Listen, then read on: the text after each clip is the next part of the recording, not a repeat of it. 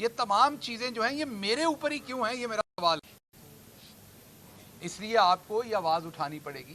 آپ کو یہ بات کرنی پڑے گی، کیونکہ یہ کل کو پھر آپ کی آواز بھی بند کی جائے گی اگر آج میری کی جا رہی ہے۔ پہلی بات۔ دوسری بات، جو کل لاہور میں ہائی کورٹ نے ایک ریمارکیبل ڈیسیژن دیا ہے، we are all very thankful for that,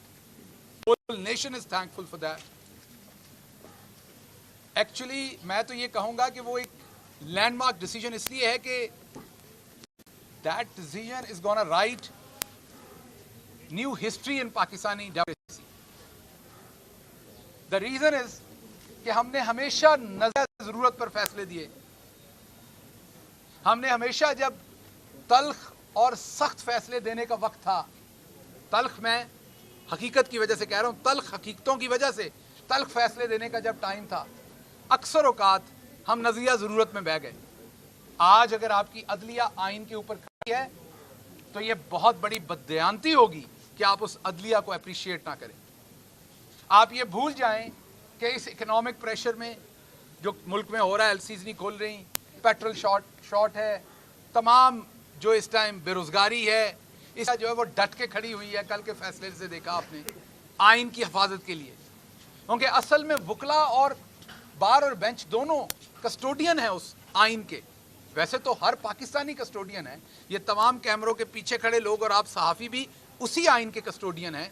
لیکن ایک بات یاد رکھیے گا، سب سے جو میں یہ کہوں گا جن کا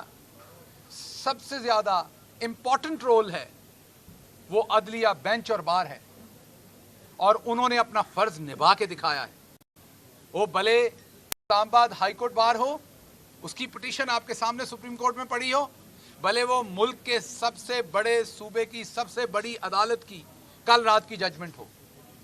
دونوں جگہوں پر وہ آپ کے the court is trying to ensure to protect your fundamental rights جو پاکستان کے کانسٹیٹیوشن نے آپ کو دیے ہیں۔ This is your fundamental right کہ آپ اپنے پبلک ریپریزنٹیٹیوز کو چوز کریں، اور اصل میں یہ آپ کا فنڈامنٹل رائٹ ہے کہ آپ فیصلہ کریں، پاکستان کی عوام فیصلہ کرے کہ ملک نے کس ڈائریکشن میں جانا ہے۔ آپ نے کوئی جنگ لڑنی ہے، آپ نے نہیں لڑنی، آپ نے اکنامک پالیسی میں ٹیکس زیادہ دینے ہیں، آپ نے کم دینے ہیں، آپ نے آئی ایم ایف میں جانا ہے، کس طرح سے جانا ہے، آپ نے اپنے ہاں خواتین کی ایجوکیشن پہ کتنا پیسہ خرچ کرنا ہے، بچوں کی ایجوکیشن پہ کتنا پیسہ خرچ کرنا ہے، آپ نے جو میڈیا کے لوگ شہید ہو جاتے ہیں ان کے لیے آپ نے کیا پالیسی بنانی ہے، جو ہماری بہادر افواج کے جوان اس ملک کی حفاظت کرتے ہوئے اس ملک کے چپے چپے پر اپنا لہو دے کر اس ملک کو پروٹیکٹ کر رہے ہیں، شہید ہو رہے ہیں، ان کی فیملیوں کے لیے آپ نے کیا اسٹریٹجیز بنانی، یہ تمام فیصلے آپ کی عوام نے کرنے ہیں، اور آپ کی عوام نے کس طرح سے کرنے ہیں، اس نے اپنے ریپرزینٹیٹیو چن کے پارلیمنٹ میں بھیجنے ہیں۔ انہوں نے وہاں اس لیے نہیں بھیجنے کہ وہاں پر جس طریقے سے آپ نے سندھ ہاؤس میں خرید و فروخت، اس لیے تو نہیں چنے جاتے، یہ کوئی بھیڑ بکریاں تو نہیں چنتی عوام کہ جو جا کے اپنے وزن کے حساب سے، میں پولیٹیکل وزن کی بات کر رہا ہوں، اپنا ریٹ لگوائیں، کوئی 4 کروڑ لے، کوئی 5، کسی کا راتوں سے ضمیر جاگ جائے، سویا ہو صبح اٹھے تو اس کا ضمیر بھی ساتھ جاگا ہوا ہو کہ جی اب عمران خان برا ہو گیا ہے، اب فلاں برا ہو گیا، فلاں۔ کم از کم میں نے کبھی تعریف نہیں کی، لیکن آلدو کہ ان کو باجی کی طرف سے بڑی ڈانٹ پڑی ہے ہمارے بھائی کو، کیپٹن صفدر صاحب کی تعریف بنتی ہے کہ انہوں نے ببانگ دوہل کہا ہے کہ مسلم لیگ نون نے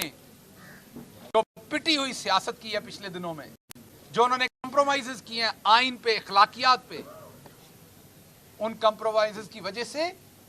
ووٹ کو عزت دو کا جو نعرہ تھا اس کی بے توقیری کر دی ہے، وہ پٹ گیا، اس کو خراب کر دیا ہے۔ صفدر صاحب نے کم از کم یہ چیز کہی ہے اور لوگوں کو بھی کہنی چاہیے۔ شاید خاقان عباسی بھی دبے چھپے الفاظ میں یہ کہہ رہے ہیں، مفتاح اسماعیل بھی یہ بات کہہ رہے ہیں، یہ کیوں ہو رہا ہے؟ عوام کو عمران خان شعور دے چکے ہیں، اب عمران خان کی اس بات کے اوپر عوام بات کر رہی ہے، عوام یہ سوال پوچھ رہی ہے، تو جب تک ہمارے فنڈامنٹل رائٹس پروٹیکٹ نہیں ہوں گے ہمارا ملک آگے نہیں جائے گا۔ اس کے ساتھ میں یہ بات کروں گا، یہ موقع نہیں ہے ایک دوسرے کو برا بھلا کہنے کا۔ میں یہ بات اس لیے کہہ سکتا ہوں کہ میں نے زخم کھائے ہیں نا، میں تیار ہوں آگے بڑھنے کو ملک کی بہتری کے لیے، ये जो कुछ हुआ इसको यहीं छोड़िए, फ्रेश इलेक्शन में जाइए, जो जीते उसे फैसला करने दीजिए। तमाम जो स्टेक होल्डर्स हैं वो इस कौम के तमाम लोग बेटे हैं, एक जैसे बेटे हैं, तमाम एक दूसरे के हाथों में हाथ डालें। फ्रेश इलेक्शंस में अवाम को मैंडेट दें कि वो चूज करें, जो अवाम चूज करे उस फैसले को बर्दाश्त करें और मुल्क की अगली 5 साल की जो असेंबली है उसको चलने दें और वो फैसले करे। वो किसी पार्टी से भी हो सकती है। सो इस टाइम आगे बढ़ने का वक्त है, इस टाइम लड़ाइयां लड़ने का वक्त नहीं है आपस में।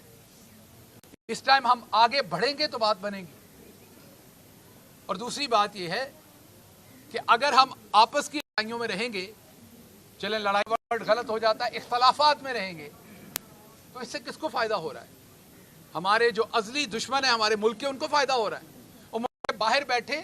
एंजॉय कर रहे हैं इस सारी सिचुएशन को। सो I hope sense will prevail. हम तमाम चीज़ों को कौमी, हमारी जो कौमी यगानगत है, हमारी जो हुब्बुल वतनी है, हमारी जो हमें जो कायदे आज़म रहमतुल्लाह अलैह ने एक लड़ी में परोया था, हम उन चीज़ों को सामने रखते हुए एक नया सोशल कॉन्ट्रैक्ट करते हैं एक दूसरे से,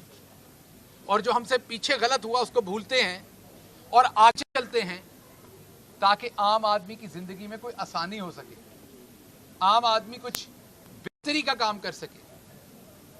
इसलिए जब तक हम अपने फंडामेंटल राइट्स को प्रोटेक्ट नहीं करेंगे, हम तो ऐसी लड़ाई में पड़े हुए हैं, यहाँ पे माइनॉरिटी की तो कभी बात ही नहीं होती। यहाँ तो मेजॉरिटी अपने आप को माइनॉरिटी समझती है। अभी तो हमने माइनॉरिटीज़ के लिए करना है, हमने अपनी खवातीन के लिए काम करना है, हमने अपनी दूसरी तमाम चीज़ों, ऐसी चीज़ें जिनके ऊपर जिसको सो कॉल्ड महज़ब दुनिया कहा जाता है, वो जितना काम कर चुके हैं, हम तो उसके अशरे अशीर भी नहीं हैं। तो इसलिए जो आईने पाकिस्तान कहता है कि सबसे पहले हाकमियत आला अल्लाह रब्बुल इज़्ज़त की ज़ात के पास है, और वो अथॉरिटी अल्लाह रब्बुल इज़्ज़त की इस्तेमाल करती है दी हुई पाकिस्तान की आवाम, अपने रिप्रेजेंटेटिव्स को चूज़ करके मुल्क की पॉलिसी बनाई जाती है। आइए उस तरफ आएँ, उसी में बका है। सबकी आवाज़ खोलें, आवाज़ किसी की बंद ना करें, सबको बात करने दें और एक दूसरे की बातों से इतने खाइफ हो जाएं कि एक दूसरे के गद्दारी के हम पर्चे दर्ज कराएं, और वो तमाम लोग जिनके खून का एक एक कतरा इस मुल्क के लिए है, जब आप उनको गद्दार कहते हैं,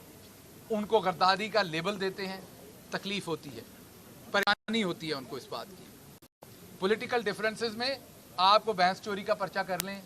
साइकिल चोरी का कर लें, चले इंसान उसको भुगतता है, निकल के आ जाता है, लेकिन ये जो आप गद्दारी का टाइटल देते हैं, ये तकलीफ दे होता है किसी भी सिटीजन के लिए। ना ये आइंदा होना चाहिए, ना ये अब होना चाहिए। कोई सवाल आज? एक तरफ तो आपको मीडिया ब्लैकआउट का सामना करना पड़ा है, दूसरी तरफ आप एक पार्टी के सीनियर रहनुमा थे, हर मीटिंग में नजर आते थे, लेकिन अब कुछ इस तरह लग रहा है कि पार्टी की तरफ से भी आपको ब्लैकआउट किया जा रहा है कि आप पार्टी की किसी मीटिंग में मौजूद नजर आते हैं, ना तो आपकी जब भी प्रेस कॉन्फ्रेंसेज होती हैं पार्टी रहनुमाओं की, बड़े जो प्रेस कॉन्फ्रेंस करते हैं उसमें भी आप अगर मौजूद बात करें तो वो भी वहाँ से चले जाते हैं। तो क्या मसला है मीडिया ब्लैकआउट की पार्टी अब आपकी तरफ से जो है वो छोड़ती जा रही है? देखिए, इसको मैं 2 हिस्सों में इस सवाल का जवाब दूँ। पहला हिस्सा तो ये है कि ये तो तकरीबन पूरे पाकिस्तान को पता है, आप इस्लामाबाद में रहने वाले लोगों को पता है कि शहबाज गिल थोड़ा सा डिफरेंट स्पीशी था, अच्छा था, बुरा था, डिफरेंट था और डिफरेंट है, ये आप सबको पता है। शहबाज गिल इस पॉलिटिकल कल्चर का अमूमी हिस्सा नहीं था ना। शहबाज यहाँ पर अक्सर कहते मैंने तनख्वाह नहीं ली, लेकिन तनख्वाह ना लेके वो और जो कुछ लेते हैं ना हुकूमत में रह के, वो आपका तसव्वुर भी नहीं।